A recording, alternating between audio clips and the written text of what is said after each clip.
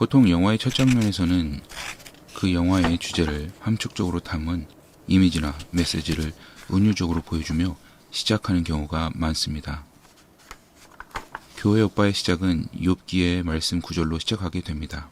욥은 성경에서 대단한 부자였고 자녀들도 많았으며 그리고 건강했습니다. 그런데 사탄은 그에게서 욥이 가진 것들을 빼앗기 시작합니다.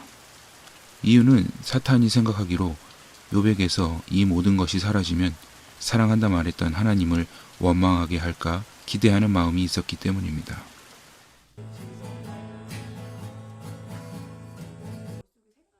보기에는 평범해 보이는 가정이 등장을 합니다. 남자들 중에서 그 매력이 가장 대항하기 어렵다는 교회에서 오빠 동생으로 만난 사이, 바로 교회 오빠와 결혼을 하게 된 부부. 딱 만나서 제가 꼬셨죠. 욕심 없이 평범하게 인생을 살고 있는 가정. 남들이 볼 때는 좀 눈꼴 시린 애정어린 결혼식을 올리기도 하고 뭐 아무렴 어떻습니까? 한 번 하는 결혼식인데 이 정도쯤이면 괜찮습니다.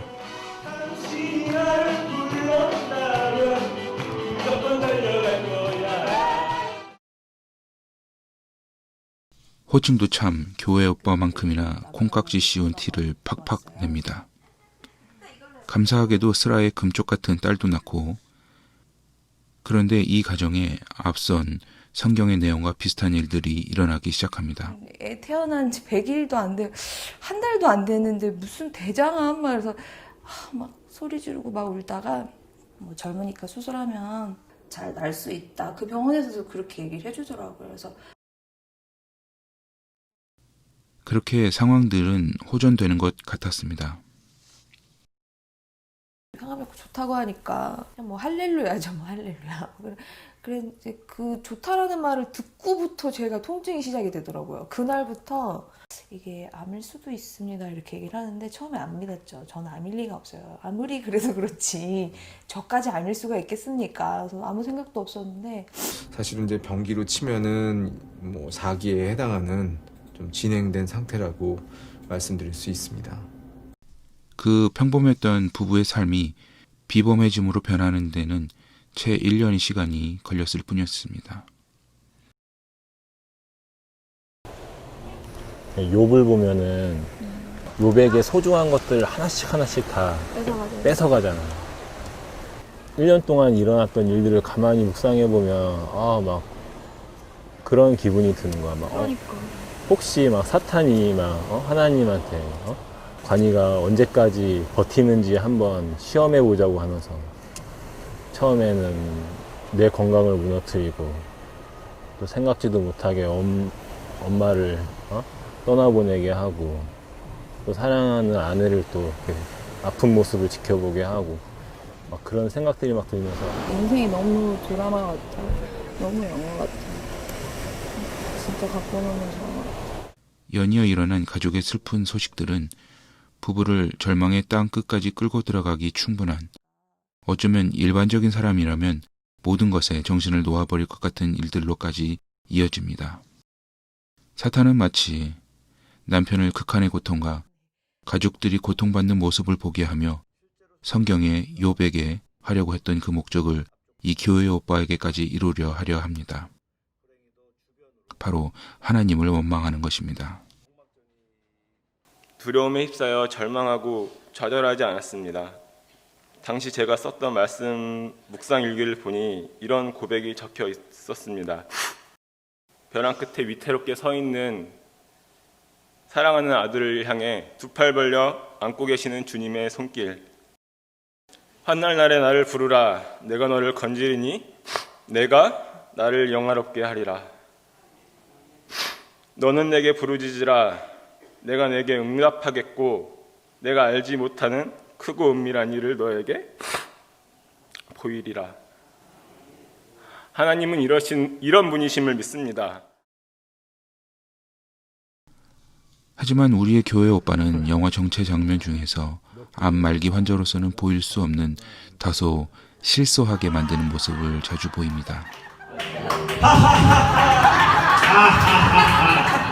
진짜 살짝 오늘만은 미련을 버리자. 울지 말고 그래. 영화 전체 분량 중에서 그가 고통받고 힘들어하는 모습보다는 이러한 모습을 더 많이 볼 수 있습니다. 부모님에게 투정 부리며 사랑받아야 할 딸에게 많은 시간 아빠로서의 자리를 비우고 같이 있을 때도 마음껏 놀아주지 못하는 아픈 아빠인 것이 미안했습니다. 나에게 선한 것이 하나도 없지만 주님께서 직접 찾아오셔서 힘들어 쓰러져 있는 저를 향해 사랑하는 아들아 일어나 나랑 같이 가자고 격려해 주시며 한 걸음 한 걸음 인도하시고 내 이마에 이름 찍어주신 저의 간증들이 가족에게 영원하신 주님의 사랑으로 기억되기를 간절히 바랍니다. 그는 자신의 고통보다는 아내에 대한 사랑을 이야기하고 하나밖에 없는 딸에게 사랑한다고 이야기하고 자신의 삶에 고통이 찾아왔지만 하나님에 대한 사랑을 고백하는 모습을 이어갑니다.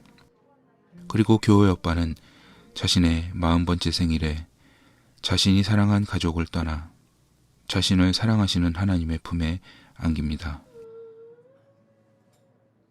장례식 장면에서 장례 중에 있는 가족들의 표정을 보게 됩니다.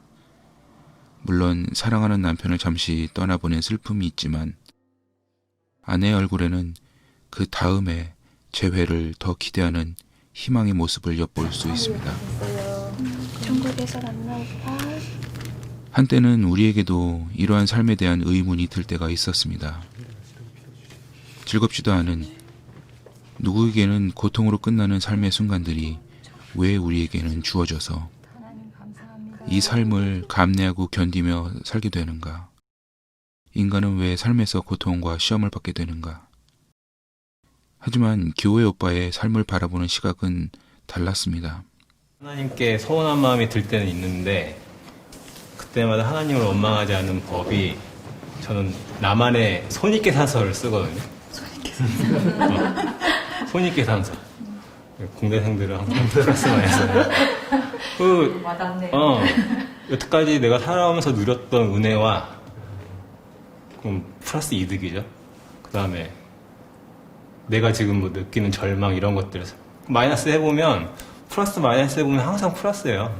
내 삶을 전체를 봤을 때 내가 받은 은혜들이랑 이런 걸 다 계산해보면 감히 하나님께 원망을 할 수가 없다라는 게 이제 제 결론입니다. 공대 출신의 아주 이성적인 개선에서 나온 이야기이니 신빙성이 느껴지죠. 삶의 고통과 죽음의 두려움을 느끼기에 앞서 우리에게 삶을 어떠한 의미로 허락하셨는가를 생각하게 하는 영화 교회 오빠였습니다.